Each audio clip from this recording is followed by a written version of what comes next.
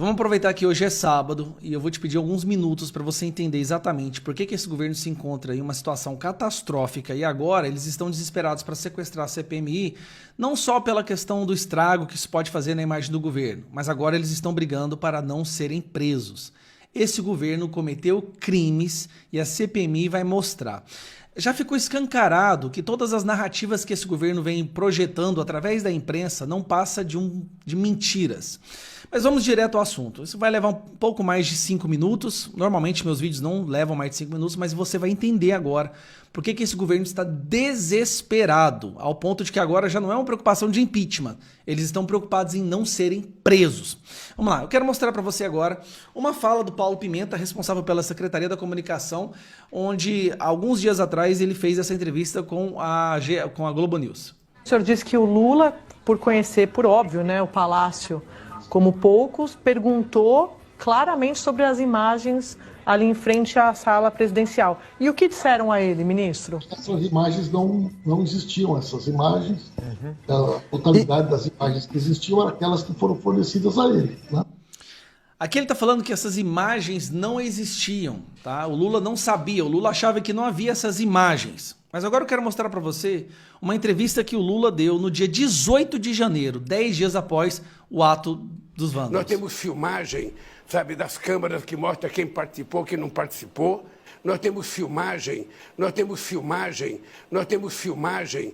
Então fique bem claro, uma pessoa do governo dizendo que Lula não sabia das filmagens. Aqui está o Lula dizendo que sabia das filmagens. Isso aqui foi 10 dias após os atos de 8 de janeiro. No dia 18, como eu disse. Pouco tempo depois, né, enquanto eles estão usando esses atos do 8 de janeiro para criminalizar a oposição, Lula coloca sigilo, preste atenção, Lula impõe sigilo em imagens da invasão do Palácio do Planalto. Como que o Lula poderia colocar sigilo em algo que ele achava que não existia? Então, essa pergunta está sem resposta. E, mais uma vez, e aí agora, no depoimento do general Dias, né, o ministro do Lula, ele afirma que encaminhou as imagens para Lula, STF e Polícia Federal. Então, preste atenção. Ele disse que encaminhou as imagens para Lula, STF e Polícia Federal.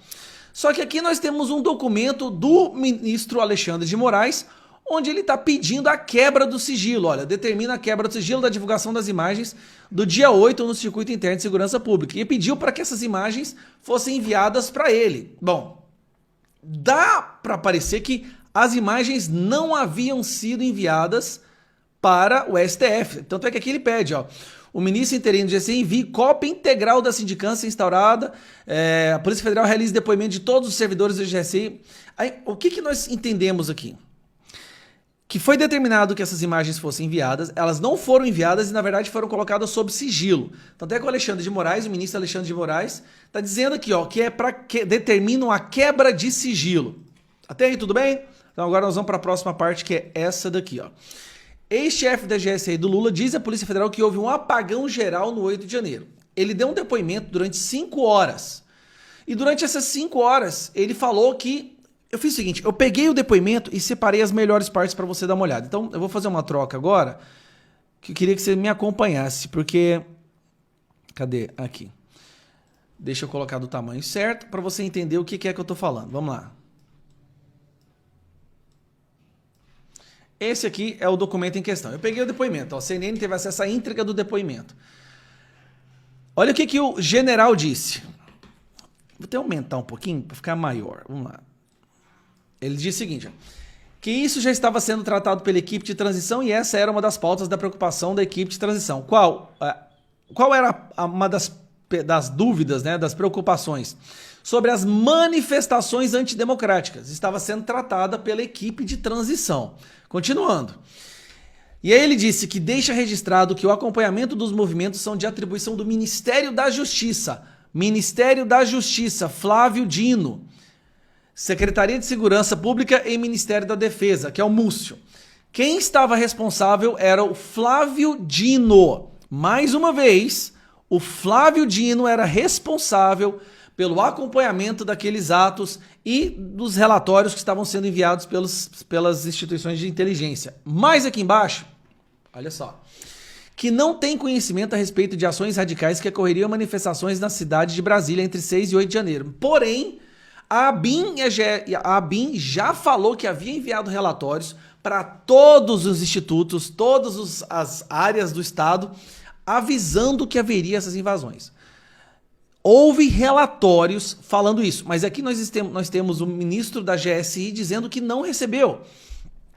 E aí vem uma parte que me chamou a atenção, que respondeu achar absurdo, aqui, ó, não ser convidado para participação da reunião da SSP, Secretaria de Segurança Pública do DF, onde foi delimitado no Plano de Ações Integradas as atribuições das instituições de Estado. Ele achou um absurdo porque ele não foi convidado. Por que o GSI não foi convidado?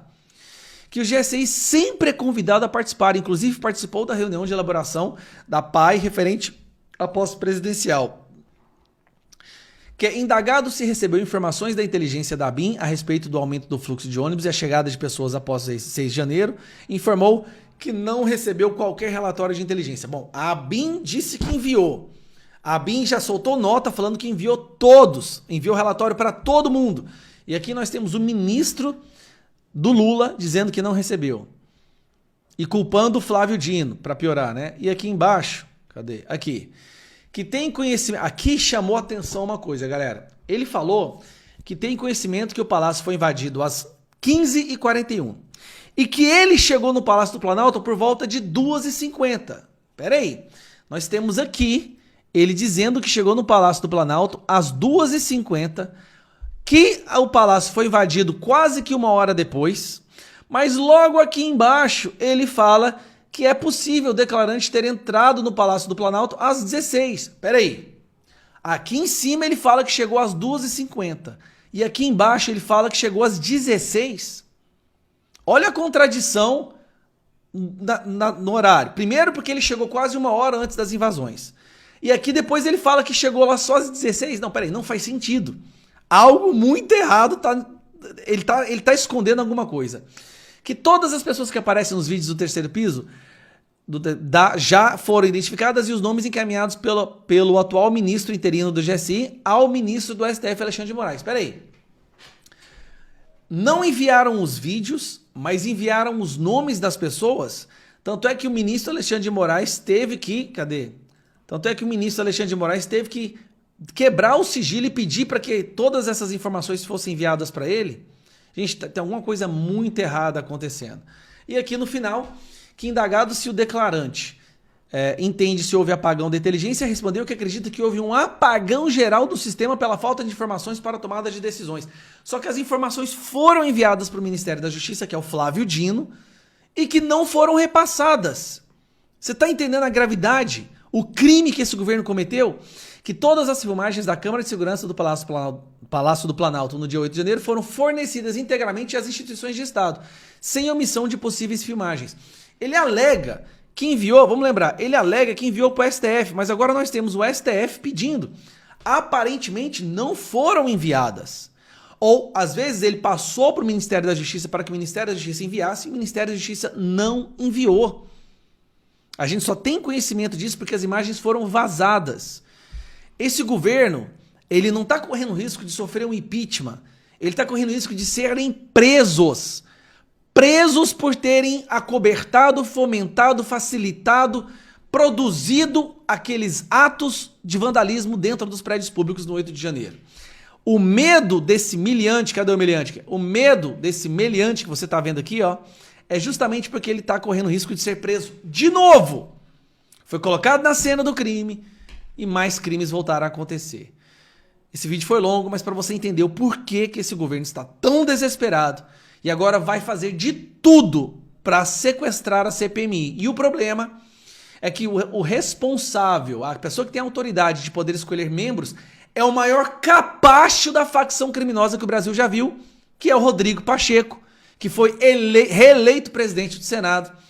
Ainda mais com... Não vou falar nada não, mas... Ê, Vanderlan! Parabéns pelo que o senhor fez, hein? Parabéns, senhor Vanderlan, senador aqui de Goiás, que se diz apoiador da direita e Bolsonaro. Então nós estamos com essa situação, pessoal. É por isso que eles estão num instinto de sobrevivência agora e vão fazer o que for preciso para não serem presos.